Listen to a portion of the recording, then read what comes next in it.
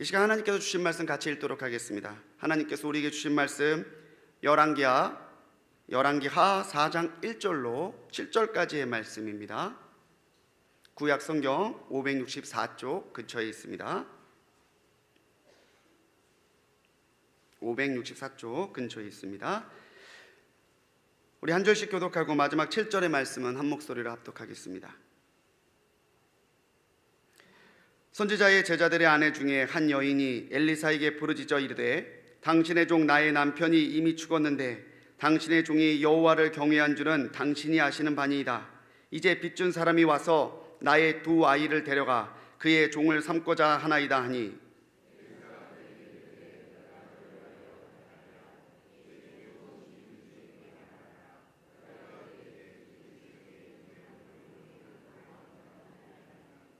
이르되 너는 밖에 나가서 모든 이웃에게 그릇을 빌리라. 빈 그릇을 빌리되 조금 빌리지 말고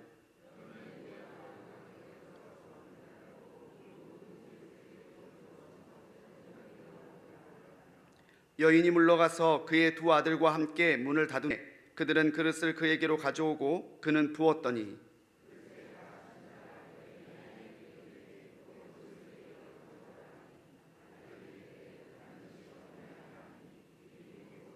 같이 했습니다. 그 여인이 하나님의 사람에게 나아가서 말하니 그가 이르되 너는 가서 기름을 팔아 빚을 갚고 남은 것으로 너와 내 두 아들이 생활하라 하였더라. 아멘. 담임 목사님 나오셔서 갚고도 남게 하시는 은혜라는 제목으로 말씀 전하실 때 많은 은혜 받으시기 바랍니다.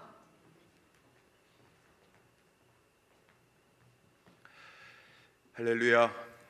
오늘 16번째 날인데 오늘도 새벽을 깨우면서 하나님께서 우리의 기도의 제목에 응답하시되 더 좋은 것으로 부으시는 충만함이 우리 성도님들께 임하시기를 주님의 이름으로 축복합니다. 이렇게 새벽기도 세일의 작정 새벽기도회를 하니까 집에서 교회를 건너올 때에도 우리 성도님들이 차를 가지고 다 이렇게 달려오시는 모습, 또 버스가 가득 차서 내리시는 모습들 뵈니까 너무 좋은 것 같아요. 하나님도 기뻐 받으시고 역사하실 줄로 믿습니다.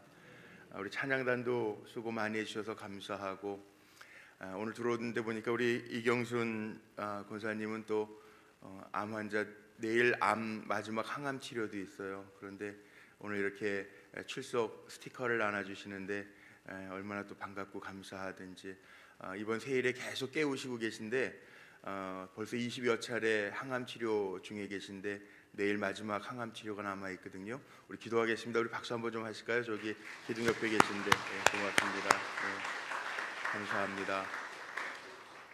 이번 특별 새벽 기도회는 연세 제일 많으신 우리 노기호 권사님 빠지지 않고 나오시고 또 이렇게 암으로 투병하시는 우리 성도님들이 몇 분 계신데 계속 나오고 계세요. 얼마나 귀한지 모르겠어요. 우리 뒤에 함용자 권사님도 계시거든요. 다 모자 쓰고 계셔서 그런데 하나님 능력 베풀어 주시고 그 치유의 광선을 더하여 주실 줄로 믿습니다. 연세도 많으신 어르신도 나오시고 육신이 연약한 분들도 믿음 가지고 나오시는데 우리 건강한 우리들도 또 중보하면서 기도하는 가운데 고치고도 건강해서 하나님 사역 잘 감당하는 종들 되시기를 바라고 우리 교회가 하나님의 하나님 되심을 선포할 수 있는 교회로 우뚝 세움받게 되기를 간절히 소망합니다. 하나님은 넉넉한 은혜를 주시는 하나님이십니다. 오늘 한 선지생도의 아내가 빚 때문에 엘리사 선지자를 찾아와서 부르짖는 이야기인데 빚만 갚아주신 것이 아니라 두 아들과 함께 생활하게 하시는 넉넉함을 주셨는데 오늘 우리도 기도하면서 하나님 내 삶 속에 부어주시는 은혜로 가득해서 그 하나님과 동행하는 기쁨이 저와 우리 사랑하는 성도들의 삶 속에 이루어지기를 날마다 이루어지기를 주님의 이름으로 축복합니다. 이 엘리사 선지자는 어제는 엘리야 선지자의 말씀을 함께 나누었는데 어제는 떨어지지 아니하고 없어지지 아니하는 은혜였는데 떨어지지 아니하고 없어지지 아니하는 은혜가 은혜뿐만이 아니라 오늘은 갚고도 남을 만한 은혜입니다. 엘리사 선지자는 우리가 잘 아는 대로 주전 한 800년 당시의 선지자였는데 엘리야 선지자 어제 말씀 나누었던 엘리야 선지자의 제자죠. 그런데 엘리야 선지자가 하늘로 올라갈 때에 내게 구하라 그럴 때 세상적인 것 구하지 아니하고 선생님이 가지고 계신 영역의 갑절을 내가 구합니다. 그렇게 기도했던 종입니다. 그래서 엘리사 선지자도 참 많은 기적을 행했습니다. 우리가 잘 아는 대로 사렙다 과부의 아이 죽은 것을 살리기도 하고 나아만 장군의 문둥병도 고치기도 하고 또 아람 군사의 눈을 멀게 어둡게 해서 이적을 행하기도 하고 오늘 나와 있는 과부 생도의 아내가 와서 과부죠, 과부 생도 엘리사 제자의 생도가 남편도 잃고 아들도 잃게 된 상황 속에 와서 구할 때 그 빛이 청산되어지고 또 남음이 있는 은혜를 받게 되는 이야기가 오늘 본문의 이야기입니다. 특별히 경제적으로 많이 어려워하는 우리 성도님들이 계십니다. 그런 분들에게도 오늘 이 한 생도의 아내 과부에게 나타났던 그 은혜가 우리 사랑하는 성도들에게도 지금 우리의 주제처럼 하나님이 참으로 우리 가운데 계심도 나타나게 되기를 간절히 소망합니다. 자, 오늘 1절 말씀에 보면 이 엘리사 선지자의 제자들의 아내 중에 한 여인이 엘리사에게 부르짖어 이렇게 시작을 1절에 하고 있는데 부르짖을 수밖에 없는 상황이 그의 앞에 있었다라는 거죠. 남편은 죽었습니다.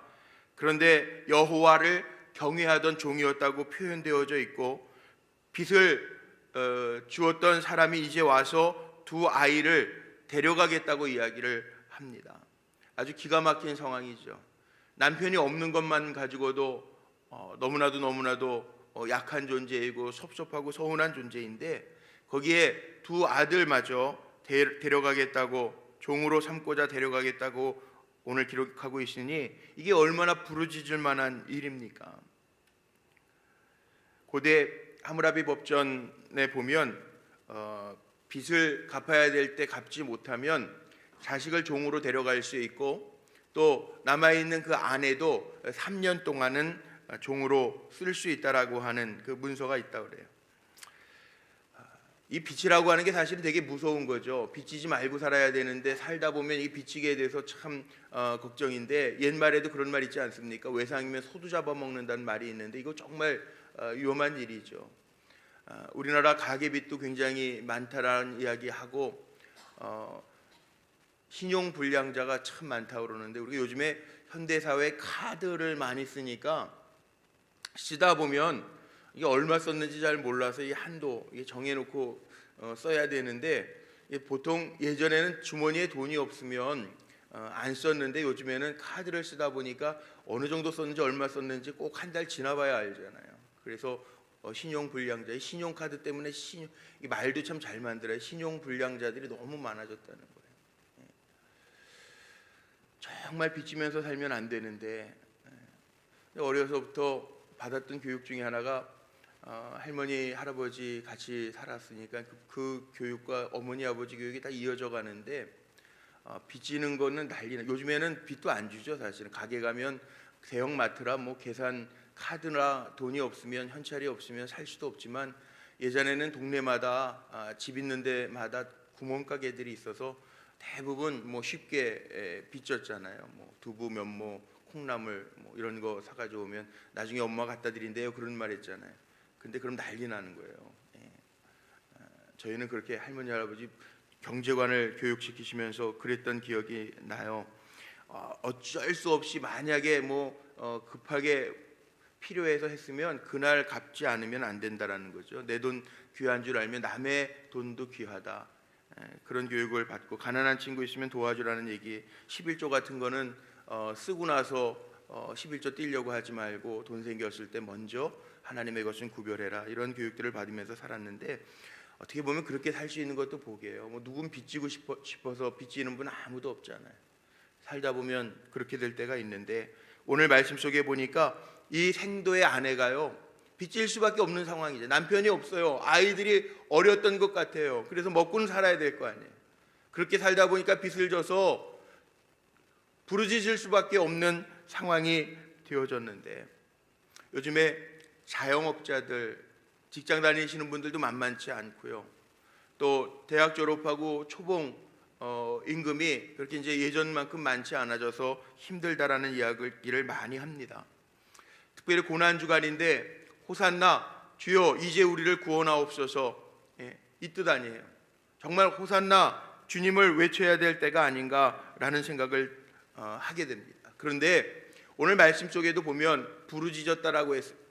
선지자에게 찾아와서 부르짖었다. 성경에 보니까 부르짖었다라고 하는 말씀이 참 많이 나옵니다. 누구에게 부르짖느냐에 따라서 문제의 해결의 좌우가 달려 있다는 거죠. 로마서 8장 15절 말씀에 보면 사도 바울도 이렇게 얘기합니다. 너희는 다시 무서워하는 종의 영을 받지 아니하였고 양자의 영을 받았으므로 아바 아버지라 부르짖느니라. 우리 하나님 앞에 부르짖을 수 있는 하나님의 자녀들임을 기억하면서 이제 얼마 남지 않았지만 세일의 작정 새벽 기도회 하나님 능력이 되신 하나님을 부르짖는 가운데 하나님의 하시는 일들을 볼 수 있는 성도님들 되시기를 주의 이름으로 축복합니다. 요나서 2장 2절 말씀에도 보면 요나도요 물고기 뱃속에서 하나님 앞에 부르짖었다라고 기록하고 있어요. 요나서 2장 2절에 보니까 내가 10월의 뱃속에서 부르짖었다. 그랬더니 주님께서 내 음성을 들으셨다고 요나도 고백합니다. 10월의 뱃속, 물고기 뱃속, 지옥의 뱃속이라는 거죠. 캄캄할 때에도 주님 앞에 부르짖을 수 있음이 우리의 특권임을 기억하며 사시기를 바랍니다. 우리가 잘 아는 예레미야서 33장 3절 말씀도 보면 너는 내게 부르짖으라 내가 내게 응답하겠고 내가 알지 못하는 크고 비밀한 일을 내게 보이리라. 하나님 앞에 부르짖을 때 하나님의 크고 비밀한 일들을, 기적과 같은 일들을 보게 될 줄로 믿습니다. 다윗도 시편 34편 6절 말씀에 보면 이 곤고한 자가 부르짖음에 여호와께서 들으시셨다고. 우리 곤고하잖아요. 우리 오늘도 기도의 제목 가지고 주의 전에 나오셨잖아요. 오늘도 부르짖는 가운데 모든 환난 가운데에서 우리를 건지시는 주님의 손길을 경험할 수 있는 성도님들 되시기를 주의 이름으로 축복합니다. 어느 분들은 그러더라고요. 부르짖어 기도하는 거 하나님 귀머거리냐? 아니에요. 하나님 귀머거리라서 그런 게 아니라 부르짖어 기도한다라고 하는 것은 입술로만이 아니라 몸으로 기도할 수밖에 없는 상황이기 때문에 부르짖어 기도하는 거 아니에요. 우리가 왜 주여 주여 소리질러 기도하냐? 주님이 귀가 먹어서가 아닙니다. 내가 그렇게 부르짖어 기도하지 아니하면 내 심령이 답답하기 때문에 부르짖어 기도할 수밖에 없다라는 거죠. 특별히 이 여인도 선지자에게 하나님의 사람에게 나와서 부르짖어 구원을 요청할 때 오늘 응답의 역사, 갑고도 남음이 있는 역사를 보게 되는데 오늘도 우리 16번째 날 부르짖어 기도하는 가운데 주의 음성이 들려지고 주님의 손길이 나타나는 은혜가 우리 기도하는 성도들에게 가득 임하시기를 주의 이름으로 축복합니다. 그런데 오늘 질문 가운데 보니까요 2절에 보세요. 부르짖어 나온 생도의 아내에게 4장 2절 말씀, 오늘 2절 말씀에 보니까 엘리사가 물어봅니다. 내가 너를 위하여 어떻게 하랴? 내 집에 무엇이 있는지 내게 말하라. 그가 이르되 계집종의 집에는 기름 한 그릇 외에는 아무것도 없나이다. 그렇게 이야기하죠. 자, 있는 게 뭐냐 물어봅니다. 하나님은 없는 부분을 보시는 하나님이 아니라 조그마한 것이라도 있는 것을 보십니다. 오병이어의 기적 어제도 말씀드렸지만 아무것도 없는 저녁이고 빈들입니다. 그런데 작은 어린아이의 도시락 하나에 주목하고 거기에 감사의 기도가 더하여질 때 5천 명이 먹고도 남음이 있는 은혜가 있었습니다. 하나님 있는 거 물어보신다고. 없는 거 가지고 우리 원망하고 한탄할 필요 없어요. 하나님 있는 거, 너희에게 있는 게 뭐냐? 그렇게 물어보시는 거예요. 우리 날마다 교회 지금 성전 건축도 하고 마무리하고 있는데 교회 부흥을 위해서도 기도하고 있는데 우리 교회에 있는 게 뭐예요? 우리 좋은 성도님들, 기도하는 성도님들 계시잖아요. 전도할 수 있는 성도님들이 있잖아요. 얼마나 감사합니까? 우리를 사용해서 우리에게 있는 성도님들 하나님의 영광의 도구로 삼으셔서 이 교회의 하나님의 더 큰 영광을 보여주실 줄로 믿습니다.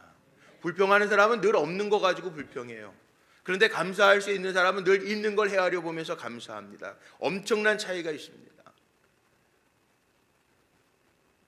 귀한 일꾼들이 하나님의 영광의 도구가 되어서 하나님이 쓰시고자 할 때 우리의 마음이 하나가 되어 하나님 마음껏 쓰시옵소서, 하나님 말씀하옵소서, 내 삶이 드려질 때 우리를 통해서 하나님 행하시는 큰 일들이 나타나게 될 줄로 믿습니다. 나 혼자 있다라고 생각하지 마세요. 오늘 말씀에도 보니까 3절에 보면요, 뭐라고 이야기하냐면 기름이 조금밖에 없다, 이제 기름 한 병밖에 없습니다 그랬는데, 그러면 나아가서 밖에 이웃들에게 가서 그릇을 빌리라고 엘리사 선지자가 이야기합니다. 우리 혼자 있는 거 아닙니다. 혼자 사는 거 아니고요, 내 주변에 또 다른 이웃들이 있습니다. 험악한 세상을 우리가 사는 것 같은데도요, 좋은 믿음의 동료들이 있잖아요. 그 신앙생활은 저는 늘 그렇게 얘기하는데, 독불장군이라고 하는 거 없어요. 믿음에 기도해주는 동료들이 있으면 얼마나 감사하고, 기도해주는 속장님이 계시고 여선교 회장님이 계시고 교육자들이 있고 장로님들이 계신 게 얼마나 감사해요. 우리 혼자가 아닙니다.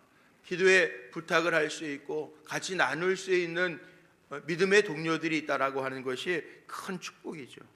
여기 이웃에게 가서 빈 그릇을 빌리래요. 혼자 있다고 생각하지 말고 동원할 수 있는 거 다 동원하는, 특별히 기도에 있어서는요 많이 동원하는 게 좋습니다.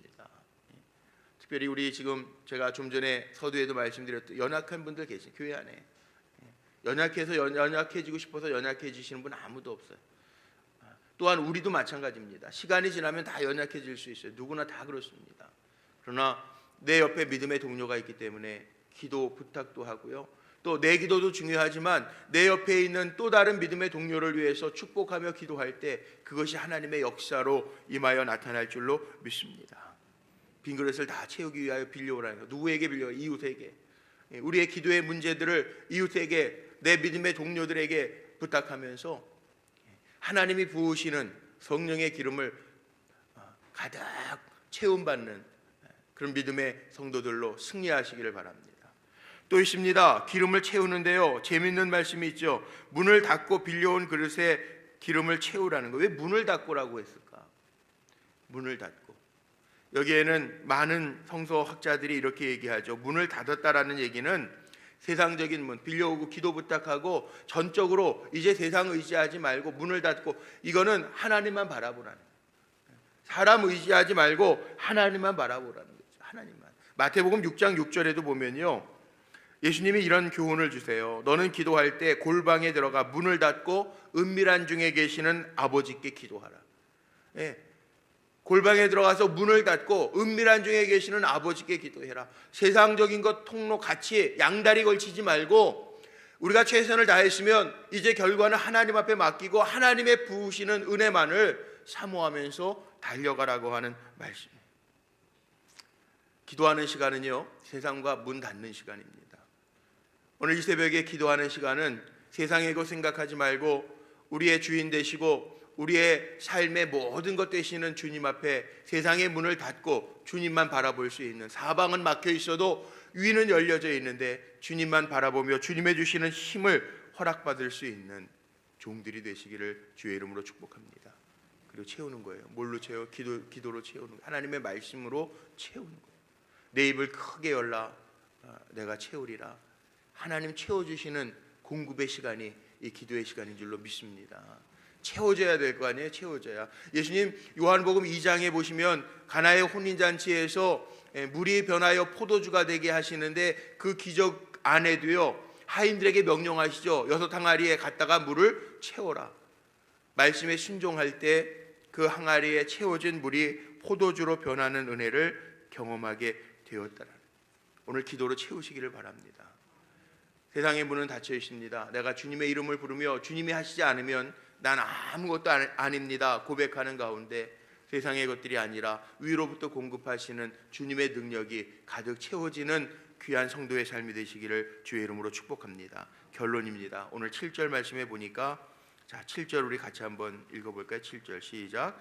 그 여인이 하나님의 사람에게 나아가서 말하니 그가 이르되 너는 가서 기름을 팔아 빚을 갚고 남은 것으로 너와 내 2 아들이 생활하라 하였더라. 아멘. 자, 빚을 갚은 것뿐만 아니라 아들과 함께 생활하라는 것은 빚 때문에 부르짖기 시작했는데 갚고도 오늘 말씀 마지막 절에 있는 것처럼 남은 것으로 두 자식을 빛으로 인하여 잃지 않게 되었다라는 거예요. 채우시는 하나님의 역사가 갚고도 남음이 있었다라는 거죠. 우리 성도님들에게 이런 은혜가 있으시기를 주님의 이름으로 축복합니다. 왜 빛을 질 수밖에 없는 상황이었을까? 물론 남편이 죽어서도 있지만요, 성경 역사학자였던 요세푸스의 말에 의하면 이 선지 생도의 삶이요, 하나님을 경외했다라고 하는 것이 1절 단어에 나와 있는 것처럼 이 여인이요, 이 당시에 아합의 시대가 지난 다음 아니에요, 엘리야 시대 이후에 하나님의 선지자들을 섬기느라고 100명의 생도들을 숨겨주고 그들에게 양식을 공급해 주는 일로 인하여 빛을 졌다. 빛을 짓는 이유도 여러 가지가 있을 거예요. 또 우리가 살아가면서요, 정말 하나님 기뻐하시는 일에 어떤 사람들 도박하고, 어떤 사람들 자기의 욕심 채우느라고 빚지는 사람들도 있고, 사업하느라고 빚지는 분들도 있어요.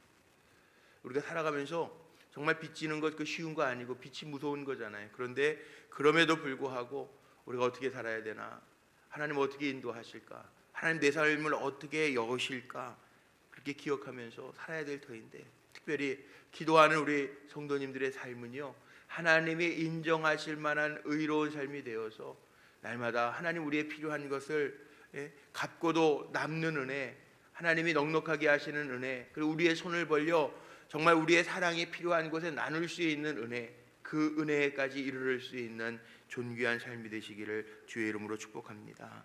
결국 우리가 귀에서 예수 그리스도 독생자를 보내주셨는데, 십자가에 죽기까지 우리를 사랑해 주셨는데, 그 사랑 기억하며 오늘도 나를 들여 하나님의 영광을 볼 수 있는 복된 종으로 승리하시기를 주님의 이름으로 축원합니다. 기도하시겠습니다.